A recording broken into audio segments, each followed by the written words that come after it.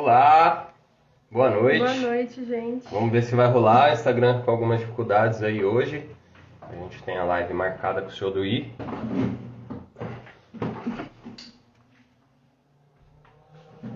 Isso que eu tinha apagado a luz, Melhorou? porque tá estourando lá em cima.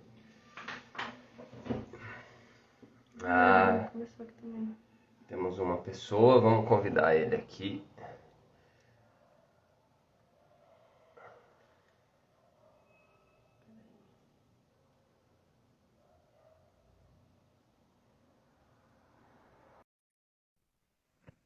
Vamos ver se vai rolar. Acenem pra gente aí, gente, se tá funcionando. Tá ouvindo?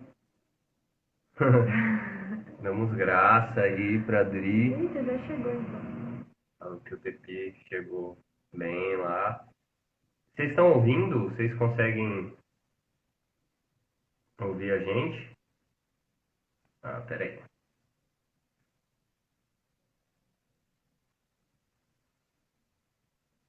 Acenem pra gente aí, pra gente saber se tá rolando tudo certo.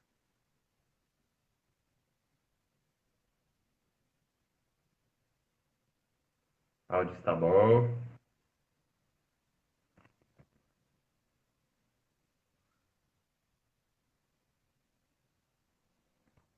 Ah, que bom. Então, a gente marcou uma live para agora. O Instagram estava com algumas dificuldades, né? Com o senhor do I. A gente está tentando falar com ele aqui para ver se o dele já voltou lá, porque ele estava Tá vindo pra cá. com dificuldade também. E aí a gente vai tentar manter a live aqui para a gente fazer esse bate-papo. Lembrando que nós estamos em abril. Abril é considerado um mês indígena. É, peraí. Ai. E aí o seu do I vai entrar agora.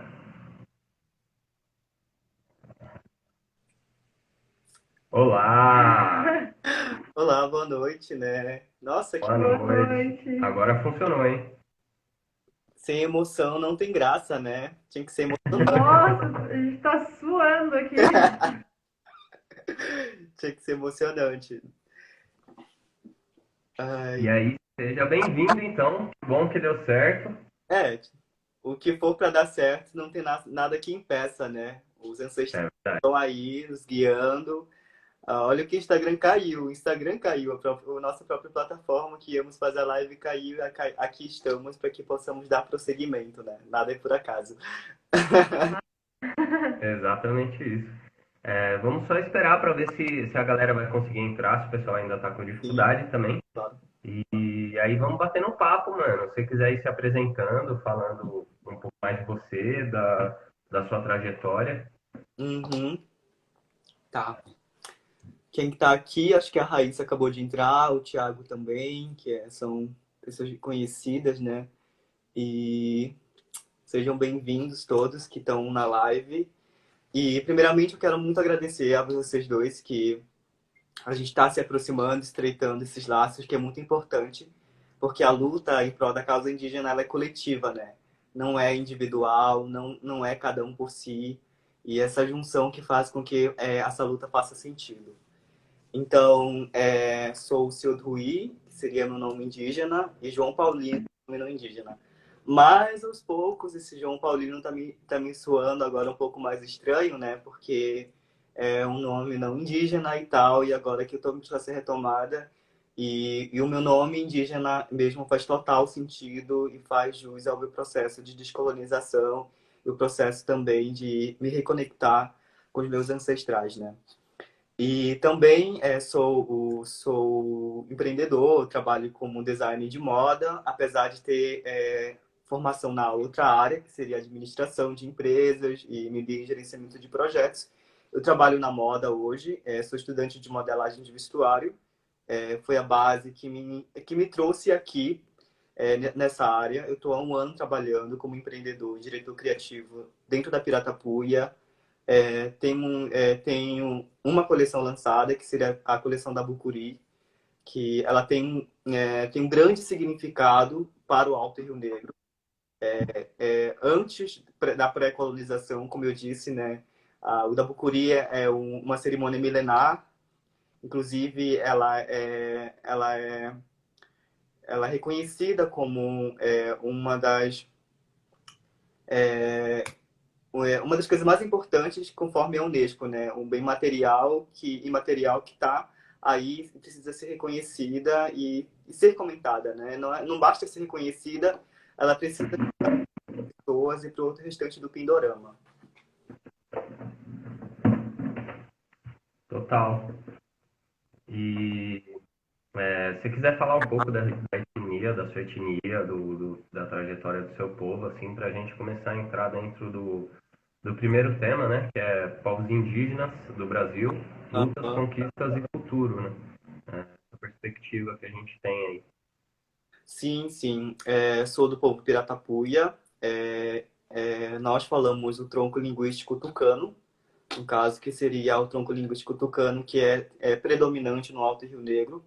Apesar da Piratapuia ter uma língua específica, como eu sempre falo, que é tucano, mas o anano tem essa mistura aí, que sempre existiu na nossa cultura e tudo mais. No entanto, como o meu avô ele era próximo aos missionários, na construção da igreja, ele acabou sendo censurado e, portanto, a nossa língua foi a que teve mais perda nesse processo de colonização. E acabo que hoje eu não falo a Piratapuia original, mas eu falo o tronco original, que seria a língua tucana. E eu falo essa língua fluentemente, escrevo também, e com meus pais, com meus irmãos, é muito comum a gente se comunicar com essa língua dentro de casa, por meio de ligações também. Então, eu sou do povo Piratapuia e eu faço jus esse povo porque em março, quando estava começando o planejamento da minha marca, eu estava idealizando e tudo mais, em processo também de me identificar, me retomar e me descolonizar. Foi um período que eu sempre quis conversar com meu tio, que é um dos anciãos muito importantes do povo Piratapuia, e, infelizmente, durante a viagem, quando estava indo para São Gabriel da Cachoeira, em meio a isso, ele veio a óbito pela Covid-19. Então, para mim, isso teve o maior. Eu fiquei muito arrasado, na verdade, porque muitas das vezes eu tentei me encontrar com ele para realmente absorver o máximo da cultura do povo Piratapuia, a língua, os conhecimentos, o processo de evolução, tudo que vocês possam imaginar.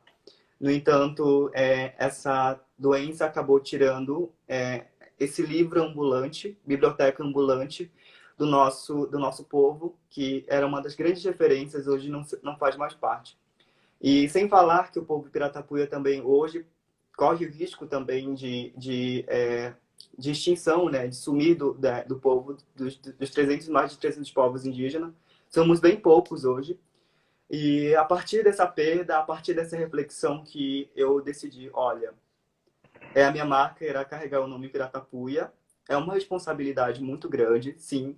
E eu preciso ter isso claro na minha cabeça de que eu estou utilizando, tomando a frente de um povo.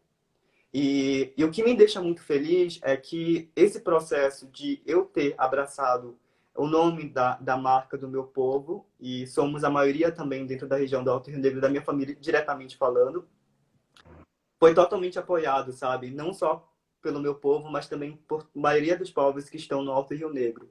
E isso foi bem perceptível durante a entrevista que eu dei na revista Cenário na semana retrasada, que muitos dos jovens compartilharam, apoiaram, saiu na rádio de São Gabriel da Cachoeira, e todo mundo, tipo, nesse processo inteiro de apoio. E isso para mim foi muito lindo de se ver e saber que eu estou indo no caminho correto, sabe? E sempre repito, esse caminho não é individual, é sempre coletivo, sabe? Tudo que a gente faz afeta uma rede inteira de pessoas, e essa rede de pessoas eu quero muito que a gente siga nesse processo de descolonização. Total, mano, que legal, que bom esse processo todo, né, de aceitação e de reinvenção também, né, de reinventar, de trazer à tona o nome do seu povo novamente, para que isso ganhe força lá também e que outras pessoas consigam tomar frente disso para essa retomada, né, Exatamente, exatamente. processo de retomada. Dentro disso tudo, assim, mano, o que de luta hoje você carrega para que isso se torne realmente visível, para que se torne essa retomada mais vigente ainda? O meio de comunicação que eu tenho bastante seria por meio de criações da moda, né? Moda é uma área muito elitista, podemos dizer ainda.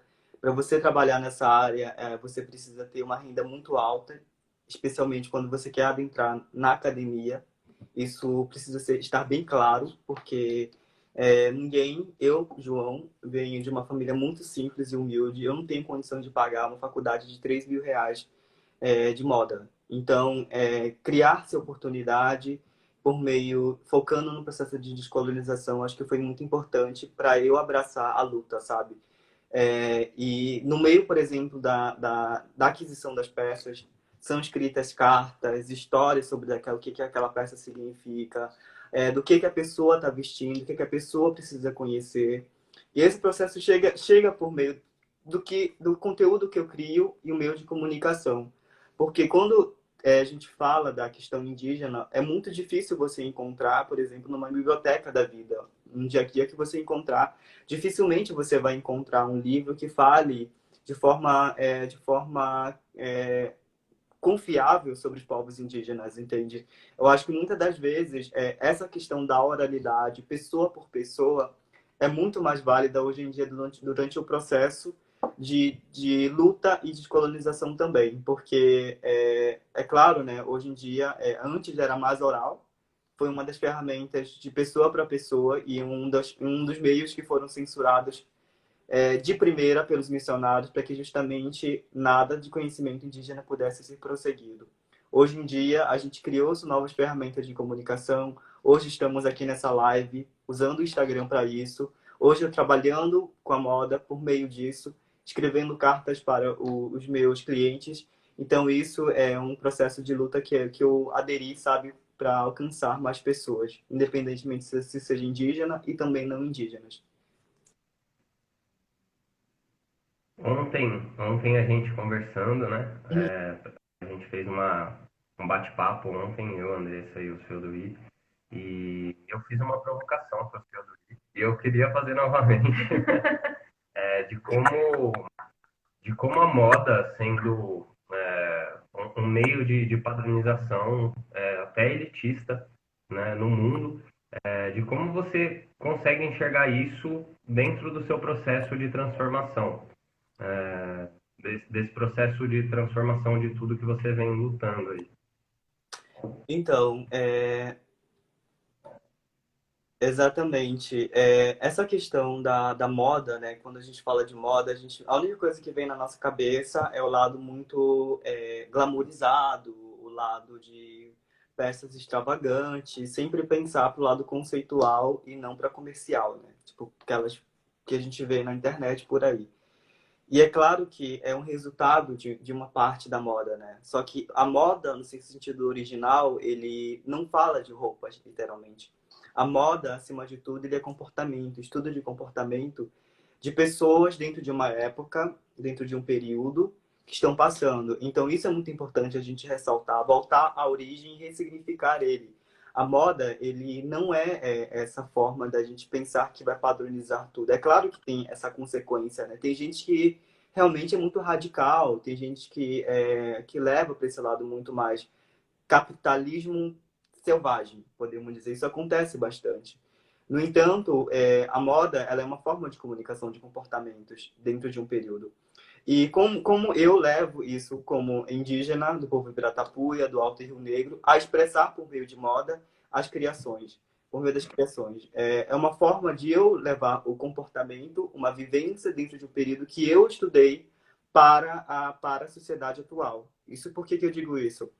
Eu trago o recorte da Bucuri, que é uma cerimônia milenar, para a atualidade. Estamos hoje no século XXI. Estamos falando de uma cerimônia muito antiga, muito mais antiga do que você possa imaginar, na qual uma cerimônia que durava semanas e utilizado por carpi, que seria a ayahuasca, com bebida caxiri e tudo mais, que durava semanas e semanas de troca de conhecimento. E hoje eu volto a falar para vocês por meio da moda. E num período de quê? De pandemia. Por meio de quê? Por meio de modelagens confortáveis, modelagens mais neutras, cores que remetem a uma situação que estamos passando. Estamos passando por um momento difícil, de sem muita perspectiva de vida. A gente está lutando como a gente pode, a gente está sobrevivendo como a gente pode. A gente não pode ter mais sair como saíamos antes, a gente não pode visitar nossos familiares como visitávamos antes. Então, a roupa que eu criei para esse período, ele remete a esse processo que a gente está passando. A gente não está saindo mais para trabalhar, a gente não está saindo mais para passear. A única coisa que a gente tenta fazer é se cuidar dentro de casa e tentar vestir uma roupa que nos adequa a esse momento que estamos. E então acho que falar de moda, acima de tudo, é trazer informação, falar de comportamentos, fazer esse recorte e falo muito também da questão do futurismo indígena por meio da moda, né? Inclusive a Pirata Puia, eu quero que a Pirata Puia seja uma referência do futurismo indígena. É claro que a questão do tempo, né, conforme a nossa visão do indígenas, é muito diferente do que a visão ocidental, né, que é passado, presente, futuro e acabou-se. Não. A nossa tempo de vivência é muito diferente, ele é muito circular. Então, a partir disso, eu falo do futurismo indígena no sentido de que a gente está numa era diferente pós-colonização. E como a gente vai se comunicar e como que a gente vai trazer essas informações com a mentalidade que se criou, com a estrutura que se criou após essa invasão, após esses estupros, após essa censura e após essa invasão também, não só roubos, e sim também um roubo espiritual, sabe? Então, acho que a moda, a forma que eu me comunico é essa, entende? A forma que eu trago de comportamento é esse. Super legal, mano. É, eu vou... Pode... Bom, para quem tá chegando só agora, o seu Gui, ele é um indígena da etnia Piratapuia. E ele, né, você pode retomar um pouquinho esse assunto se sentir, mas ele atualmente está em São Paulo, morando em São Paulo, né, por conta do seu curso e até o que a gente conversou ontem sobre as oportunidades que são criadas aqui, as oportunidades que você consegue criar aqui, né, como são facilitadas, por mais que tenha seus desafios. E eu queria que você trouxesse um pouquinho desses desafios que você tem tentado aqui, estar nesse grande centro e como que é isso, como que você consegue trazer a sua resistência para cá? Sim, sim. Eu só queria comentar um pouquinho o que o Mariano falou agora. Estamos em um coma colonial. Isso é verdade, né? Por exemplo, eu estou há quase 2 anos agora lutando pela causa indígena, levantando a bandeira, colocando o meu conhecimento, o meu eu em frente à luta, né?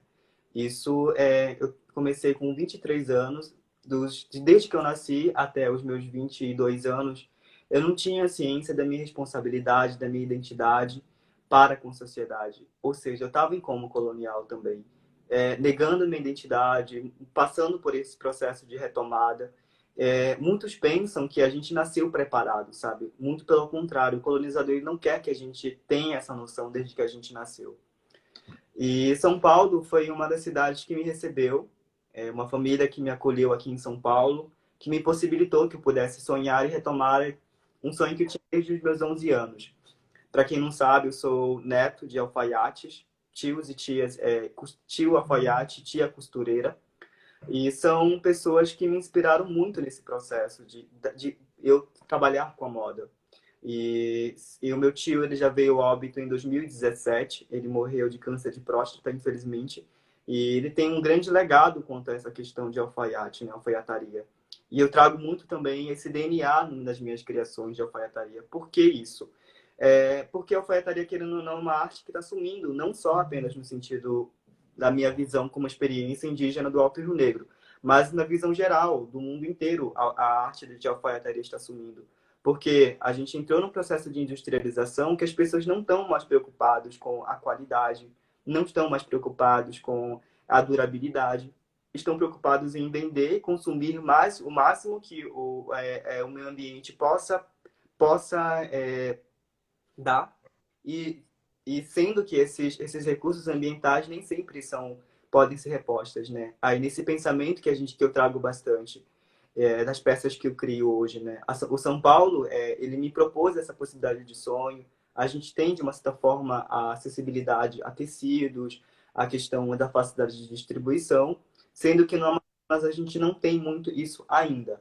Eu acho que, digo ainda porque eu me sinto na responsabilidade de levar essa mensagem da importância da moda para o Amazonas também no futuro breve. Isso é um projeto meu muito pessoal, que eu estou até compartilhando agora com vocês, porque a moda, ele é uma forma de comunicação. E a moda que nos fez com que um dia pudéssemos ter vergonha da nossa identidade. A moda que fez com que um dia pudéssemos não saber de onde viemos. Então, isso é muito importante da gente ressaltar. Digo isso porque a moda é comportamento. A moda é uma forma de você expressar o que uma sociedade está passando num período, o que uma sociedade pode ser. Então, em muitos dos casos, tanto a pele preta, tanto os indígenas, no processo da moda, ela sempre foi muito embranquecida, né? Então, muita gente pensa que a moda ela não é apenas uma coisa fútil. Muito pelo contrário, ela todos os dias ela nos influencia nesse processo diário, né? E a partir disso, desse pensamento que eu me senti mais ainda comprometido com o meu sonho o São Paulo, apesar de ter custos de vida muito alta, né, considerado com em outros estados, mesmo assim eu consegui sonhar e manter as minhas economias. E não está sendo fácil manter uma marca em meio à pandemia. Ele nasceu em meio à pandemia e vem sobrevivendo há um ano agora, né? E esse período foi muito de experiência, porque eu nunca empreendi. No entanto, os meus ancestrais, eles sempre viveram esse espírito, né? Então, acho que isso que me sustentou até agora. Muito massa. O pessoal que está falando do consumo e de como essa forma de se vestir não se adequa regionalmente, né? Como a gente é extremamente padronizado, como o Bruno bem falou. Como que uma pessoa vai usar no calor de 40 graus do Rio de Janeiro uma roupa social, terno, gravata, tudo fechado? Cara, isso é muito importante de ressaltar aqui. Quero falar uma coisa muito específica, né? No artigo que eu escrevi, Futurismo Indígena Futurismo Indígena na Moda, eu falo justamente sobre isso. Que desde o princípio, o país ele foi inventado, né? O Brasil foi inventado para que um dia pudéssemos viver nesse Matrix que a gente está vivendo hoje, né? Por que isso aconteceu? Durante a exportação da Belle Époque, muita gente eles quiseram se adequar a vestimentas da França. Então, o clima da França é muito diferente do clima do Rio de Janeiro. E o Rio de Janeiro foi o primeiro estado. E muitos dos burgueses, eles queriam copiar, se adequar à cultura francesa em pleno clima tropical. E muita gente passava mal, morria, colocava a saúde em risco para poder se adaptar ao pensamento europeu, né? E isso vem desde esse princípio na moda e, consequentemente, com esse foco de olhar sempre para o europeu, para o invasor, que fez com que a gente pudéssemos aprender a negar nossa própria identidade. Sendo que aqui nós tínhamos nossa própria estética, sendo que aqui nós tínhamos nossa forma de design. Já entende? Tipo, nesse processo que a história da moda ela é muito injusta para com povos indígenas também. Hoje em dia, quando a gente fala de moda, nunca a gente leva para esse lado de reflexão, quanto que a gente coloca nossa saúde em risco para poder se adequar a um plano eurocentrista e também faz parte desse processo de realmente de invasão, né? Então, falar da moda, história da moda, é triste. A gente acaba não refletindo sobre isso, pelo contrário, vangloriando uma cultura que veio para destruir a gente.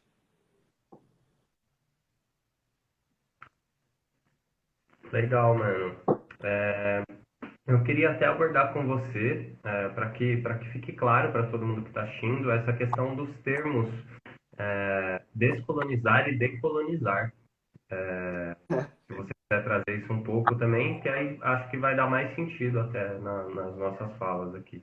Assim, a parte de decolonizar, né? Decolonizar é uma palavra muito mais leve, né? Eu falo, né? A decolonizar é uma palavra mais leve quando a gente fala isso, né? Tipo, decolonizar é uma forma de dizer o invasor veio, a gente não pode recuperar tudo.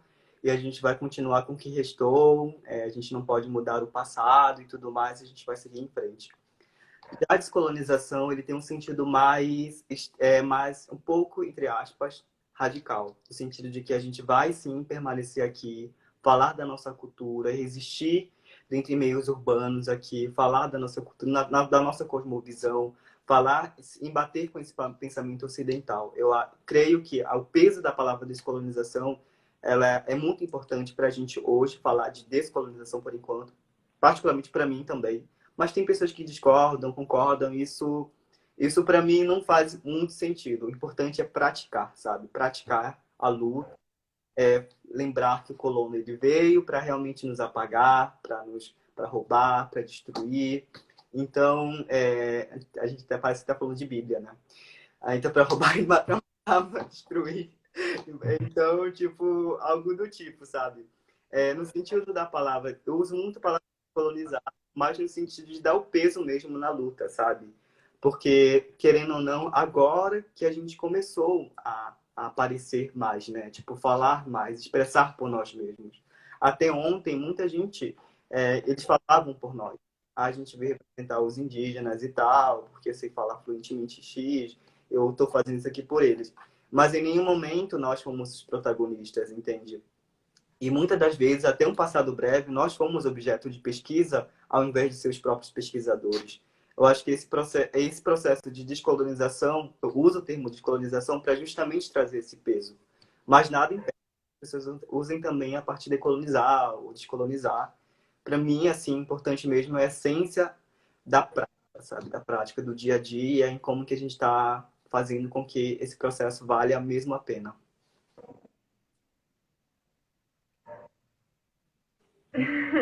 E nesse processo, existem, acredito, né, várias frentes, assim, do próprio protagonismo de vocês, e as pessoas que querem ajudar, né? O que o que nós, não indígenas, podemos fazer para ajudar nesse processo, assim? O que você acha? Assim, creio que, primeiramente, né, buscar a origem, conversar com os indígenas, sempre acho que é muito importante, porque muitas das vezes muitos assim, não indígenas querem falar da causa indígena, no entanto, quando eles falam, pesquisam e acabam chegando ao mesmo sentido que o colonizador, no sentido de tentar unificar, colocar como se fosse um povo só, sem suas diversidades, sem suas singularidades. Eu acho que isso que é muito perigoso, sabe? Por que que eu digo isso? Eu, como indígena do povo Piratapuia, do Alto Rio Negro, eu não posso falar por todos os povos indígenas do Pindorama. Eu não posso dizer, nós indígenas somos assim, acabou-se. Não, eu posso falar, eu como indígena do Alto Rio Negro, que nasci no Médio Alpes, tenho essa experiência X. Pode ser que a gente possamos ter experiências parecidas, mas eu tenho mais possibilidade de falar da minha realidade. Por exemplo, os indígenas da Amazônia, do especial da cabeça do cachorro, têm diferentes experiências que indígenas do Nordeste, diferentes experiências dos indígenas do Centro-Oeste, assim do Sul e Sudeste também. Então, essas especificidades e experiências precisam ser respeitadas e reconhecidas. Acho que, acima de tudo, quando alguém se abraça a causa, precisa ter isso em mente. Travou um pouquinho aqui. Travou um pouquinho. Travou, a gente achou que tinha travado mais. Isso é muito importante, assim, para que não se torne também apropriação cultural, né? Tá travando de novo. Voltou? Voltou? Tá ouvindo? Sim, eu tô. Então, aí Ah, fora isso, essa questão da como apoiar, especialmente no empreendedorismo indígena, é consumindo produtos indígenas de indígenas, sabe? Isso é muito importante, porque muitas das vezes muita gente, eu como não indígena posso vestir piratapuia, eu como não indígena posso comprar de vocês e tal. Sim, com certeza. É muito bom comprar de criações de indígenas, de autoria indígena, assim você fortalece mais a luta, sabe? E sabe de quem veio, da onde veio e por quem foi criado. Eu acho que esse é muito importante no processo também de luta, além de ter essa base da singularidade de todos os povos do Pindorama. Né? A gente aqui, o projeto da Rua Express, ele consiste justamente em torno disso, assim, né? Trazer essa visibilidade mesmo dessa rede de apoio que a gente tem dos artesãos e dos fornecedores indígenas. E a gente sempre desde o início, assim, a gente prezou justamente pela informação da origem de tudo que tem aqui, né? Tanto é que a gente divulga os artesãos, quem tem rede social, quem não tem, justamente porque se a pessoa não se sentir confortável de adquirir através da roupa, ela entre em contato com o artesão, mas adquira, né? Que é justamente esse processo de financiar para que essa cultura se mantenha, que essas pessoas consigam dar continuidade nesses trabalhos, que é o mais valioso, é o que a gente preza mais, assim, né? E é super importante isso que você disse, assim, porque é o que mantém, né? É o que mantém, que sustenta toda essa cadeia de cultura, de produção, de histórias, né? De vida mesmo, assim, de várias pessoas, de vários povos, que muitas vezes não tem condição, por exemplo, de fazer uma live igual a gente está fazendo agora, não tem condição de ter esse lugar de fala aqui para conseguir expor justamente todas as questões que envolvem a rotina, a vida desses povos, né? Essas possibilidades, essas aberturas são muito importantes para a gente, para nós indígenas, porque eu falo com propriedade sobre a questão da desvalorização dos artesanatos indígenas, né? Muitas das vezes, meus pais me sustentaram, a princípio, com artesanatos, com vendas de tucum, por exemplo. Então, a gente via... Acho que travou. Mas a gente está te A gente ouvindo. está te ouvindo picadinho, mas Você está tá. me ouvindo? Uhum. Sim. Tá. Esse processo de valorização desse trabalho manual alto em terras indígenas. Muita gente quer adquirir esse trabalho manual com um preço muito injusto. E então, essas possibilidades, assim como vocês estão fazendo a Rua Express, assim como a Tucum Brasil vem fazendo, e brevemente também eu pretendo possibilitar esse caminho também, e é uma forma de potencializar o trabalho indígena, é uma forma de potencializar os criadores indígenas, sabe? Porque para fazer uma pulseira, para fazer um artesanato, não é de noite para o dia, não é industrializado. Às vezes demoram meses para você conseguir fazer algum produto sair, material que você corre o risco da sua vida para você ir buscar e chegar até a sua casa. Fazer o fogo para poder escaldar, por exemplo, questão do tucum, que você tem esse acesso com um espinhal de coisas.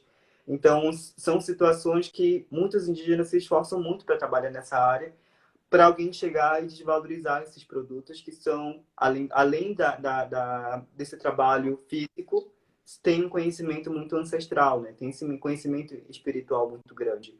Eu acho que essas possibilidades faz com que realmente tenhamos essa possibilidade de voz, sabe? De voz, a gente, quando eu falo dessa questão do pensamento da cosmovisão indígena, estamos falando disso, sabe? Que a gente vive em rede, né? A gente vive em rede, que o que eu faço pode afetar uma cadeia de pessoas. E essa consciência que precisa se importar bastante, sabe? E eu acho que é bem importante o trabalho de vocês e com certeza cada vez mais estamos no caminho certo, sabe? Gratidão. Gratidão. Arro. Já que a gente entrou nesse mérito, assim, né, dessa visibilidade, desse lugar de fala, como que você enxerga hoje as redes sociais nesse planejamento todo de busca, assim, de lugar de fala mesmo, de colocar a cara na frente ali, as pessoas verem quem é que está por trás da marca? Como que é esse processo aí para você com a Piratapuia? Na Piratapuia, eu praticamente sozinho, né? E sem falar com apoio moral das pessoas, né? Apoio moral de compartilhar. Mas a parte tal, compras, tudo, sou eu ainda por enquanto. Mas é claro, familiares que me ajudam também, porque hoje eu não tenho capital para ter uma pessoa me ajudando, né? E a partir disso, ai, eu perdi agora a pergunta. A pergunta. Como que era a mesma pergunta? Como que as redes sociais, nesse processo todo de mostrar a cara assim mesmo, Ah, de lugar de fala, como que elas têm influenciado assim nesse seu processo, e inclusive com a Piratapuia? então, mostrar a cara é uma responsabilidade, né? Eu falo que se e essa responsabilidade, ela vem com o sentido de quê? De que se não formos por nós, ninguém mais fará o que a gente faz. Eu acho que esse é o sentido que nos move bastante, sabe? De que, por exemplo, se um dia eu não fosse abrir a minha rede, falar o meu ponto de vista, o meu conhecimento ancestral que eu tenho, ninguém mais vai falar isso por mim, sabe? Nenhum autor vai dizer para mim, João, vem cá que eu vou escrever uma história sua. Ninguém vai falar por mim. E nenhum jornal da vida que vocês veem, essas grandes emissoras, elas vão trazer essa abertura para nós, sabe? Eu acho que esse é o senso que todos nós indígenas temos, sabe? De que e o porquê estamos aqui agora nos expondo, falando por nós mesmos, levantando e falando de, tipo, indígenas de todo o Pindorama, sabe? Não tô falando só de mim, no sentido geral que tô falando. Acho que esse sentido que move, sabe? Se não for por nós, quem mais lutará por nós? Eu acho que desde o princípio, nós sofremos muito com isso.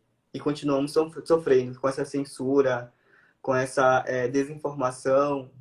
Não é à toa que a gente carrega preconceitos e termos muito colonialistas e preconceituosos acima da gente. E por causa de quê? Por causa de que um dia nós não tivemos esse espaço de fala e não nos foi permitido esse espaço de fala. E hoje estamos aqui, ainda bem que a globalização ela nos permite trazer essas ferramentas de comunicação para que possamos nos defender, falar por nós mesmos e criar nossas coisas, mostrar nosso trabalho, seja na moda, seja na medicina, seja na pesquisa, seja em qualquer empreendedorismo de impacto social e que seja a luta em prol do coletivo, o coletivo de todos os indígenas do Pindorama. Eu acho que resulta, sabe? Então, hoje em dia, hoje em dia temos sim uma certa abertura dentro dessas emissoras, mas ainda com muita censura nos bastidores. Isso eu posso falar de situações que eu já ouvi e essa censura ainda continua. E é muito velada.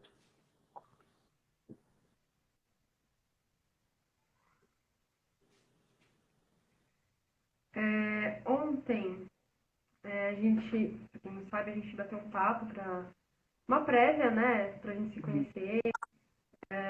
E uma das coisas que você trouxe na conversa, que ressoou bastante, que a gente ficou conversando depois, foi como conversar é ancestral, né?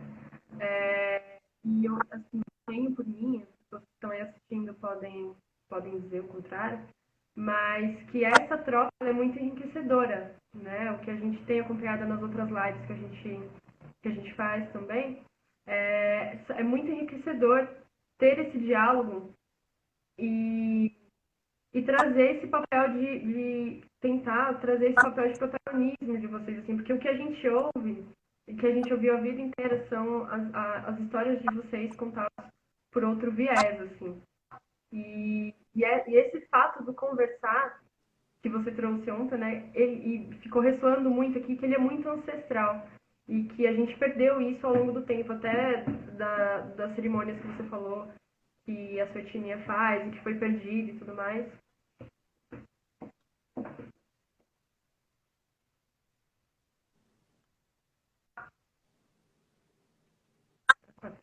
Tá conseguindo ouvir?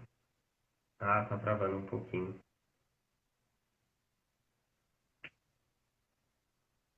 Um pouco para mim. Travou? Tá ouvindo? Não sei se para você. Travou um pouquinho aqui para mim. Agora Mas eu acho voltou que eu aqui. entendi a pergunta. Acho que eu entendi a pergunta. Vocês estão me ouvindo normal? Sim, sim. Tá bom, então.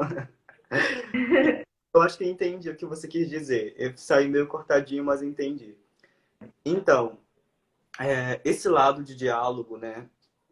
Por exemplo, eu falei do processo da cerimônia milenar da Bucuri, né? Eu volto novamente como um grande exemplo de diálogo e troca de conhecimento, de benzimento, forma de conhecimento de benzimento, culinária, forma de vivência, caça. Então, uma forma de transmissão muito ancestral, né? De ouvir o outro e também ser ouvido. Eu acho que isso é essencial para que... Então, é uma chave para uma sociedade viver de forma harmônica. Porque não é à toa que, por exemplo, essa cerimônia,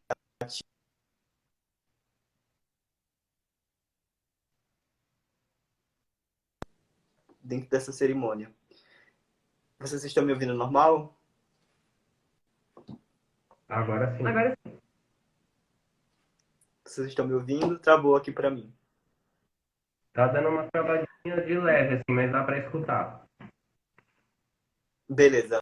Aí, vou falar devagar, então. Então, Estão pedindo para você voltar.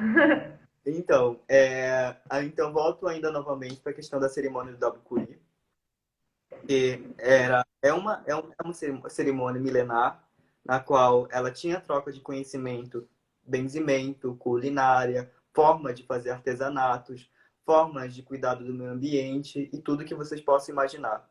E essa cerimônia ele durava de uma semana até 3 semanas, para vocês terem uma ideia. Uma família inteira de aliados iam na sua aldeia para fazer essa troca. E nesse período de 3 semanas não havia nenhum tipo de atrito, briga. Isso porque era regido por uma bebida chamada carpi. Carpi era uma bebida, é uma bebida espiritual que muita gente conhece como ayahuasca hoje, né? E essa forma de comunicação, ela é tão antiga que ela se perdeu nesse período de colonização, né? Com a retirada do carpi, que dava a possibilidade de a gente ter esse Cortou um pouquinho.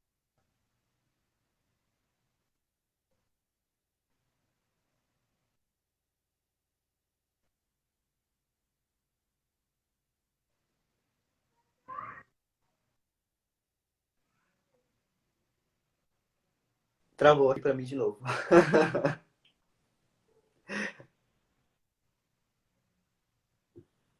Oi, tá ouvindo? Agora sim. Hoje o Instagram está cooperando muito. Tá demais hoje. Então tá. Voltou agora. Então, a partir que a gente vê que essa possibilidade de diálogo, sentar e conversar e compartilhar é muito ancestral. E essa seria uma chave para o momento que estamos passando. Por exemplo, num governo totalmente genocida, um governo que não está aberto a diálogo, um governo que não quer ouvir o povo e as organizações que querem colaborar. Então, não é apenas uma coisa simples, esse momento de partilha. Começa aqui agora entre a gente, mas pode ser aplicado em nível nacional. Para vocês terem uma ideia, o quão que esse momento de partilha ele é tão ancestral e o quão ele era valorizado no passado breve, antes do colonizador chegar. Então, acho que por isso que eu falo que quando a gente vive nesse meio desse matrix colonizador, a gente pensa que nossa visão importa que o outro e esquece de que sempre, sempre estamos aprendendo alguma coisa com os outros. Total. Bom, mano, acho que é isso. Estou aqui para mim.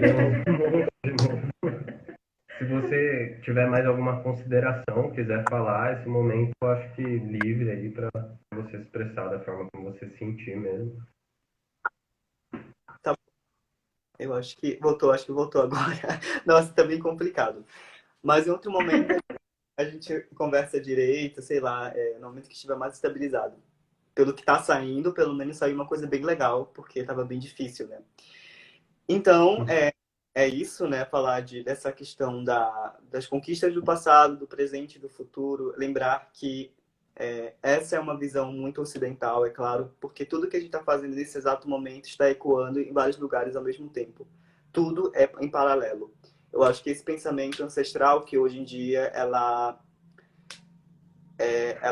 se perdeu bastante, sabe? Porque é uma coisa tão simples e básica que a gente vem se perdendo, sabe? Nesse processo de que recordar que falar de moda não é falar sobre apenas de coisa glamurosa. Falar de moda hoje em dia é repensar a nossa forma de consumo, né? Repensar a nossa forma de produção, como que a gente, o que a gente está fazendo, no que a gente está afetando. Então, acho que esse senso como ser humano é muito importante, sabe? Desde a pessoa com que a gente. Eu acho que isso é muito importante a gente pensar quando a gente fala dessa nossa permanência. Então, é isso, basicamente, de falarmos desse processo ancestral, desse diálogo, né, desse troca de conhecimento, e, e que nunca jamais possamos nos fechar e deixar de lutar por essa causa que tão importante, tão essencial. Porque disseram, como diz a própria Caí Guajajara num dos shows que ela fala, disseram que nós não estaríamos vivos até hoje, né? E aqui estamos falando de nós mesmos, sendo protagonistas, e isso desconfortável, né? Ele quer que a gente não não estivéssemos aqui. Ele gosta de a gente ver desunido, gosta de a gente atrito entre nós. Então são situações que o próprio governo, o próprio colonizador, gosta dessa visão. Eu acho que a gente precisa realmente falar, trabalhar em coletivo, para que possamos ter mais forças a cada dia e resistir, né? Arrou, mano. Vamos deixar o colonizador triste aí. E se eles não Seu Davi, eu queria agradecer mais uma vez pela oportunidade que a gente tem de partilhar aqui, né? De receber esses ensinos, né? De aprender um pouco mais, cada vez mais. Agradecer por você abrir essa série de lives Uhum. aí, muito importante para a gente, esse momento, né?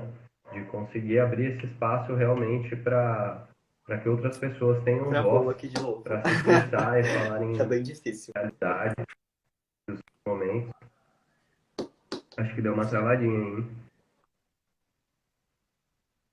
Voltou? Tá ouvindo? Eu acho que voltou agora. Ah, Bem, então tá bom. E é isso, eu queria deixar meu sentimento de gratidão aqui, de agradecer, de desejar que a Piratapuia seja próspera e cresça cada vez mais, e que isso se expanda para que você consiga levar esse nicho de informações, esse leque de sabedoria que você tem aí contigo também cada vez mais longe. E a gente se dispõe a deixar a rua aberta aqui também sempre que necessário, que você precisar aí também, para a gente ter esses bate-papos ou para divulgar qualquer coisa que você precise. ah, obrigado, obrigado também. Acho que esse sentimento de um respeito mútuo, né? E obrigado pela conversa e com certeza a gente vai ter mais oportunidades. Com certeza. Deu uma Deu uma travadinha travada. agora. Ai, sempre no final a gente Perspectiva perde. de vida, né? Acho que isso é muito importante. E é isso. Ai, eu não entendi. Travou bem no Voltou. finalzinho. Travou de Hello? novo, gente. Acho que Tá difícil. Bom, vou deixar aqui também meu sentimento de gratidão. Ontem a conversa aham, foi incrível, hoje de novo. E aí a gente sempre pede no final para que você ensine a gente como falar obrigado na sua língua. Agradecer.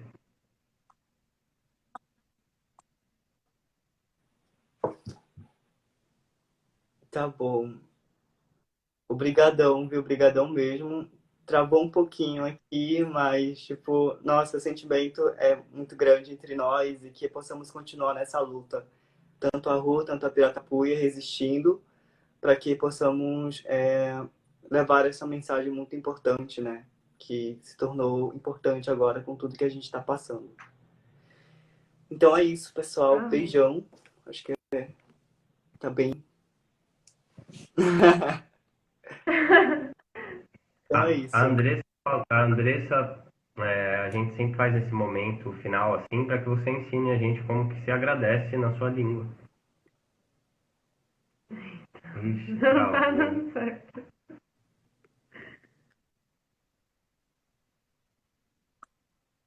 Ouviu? Conseguiu ouvir? Não entendi. Não entendi. Como que se diz obrigado na sua língua?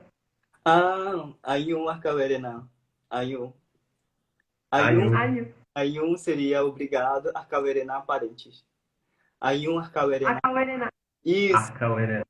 Isso. Ayun Arcaverena parentes. Ayun. Ayun carinha. Beijão. Tchau. Beijo. Tchau, gente. Obrigado. Tchau.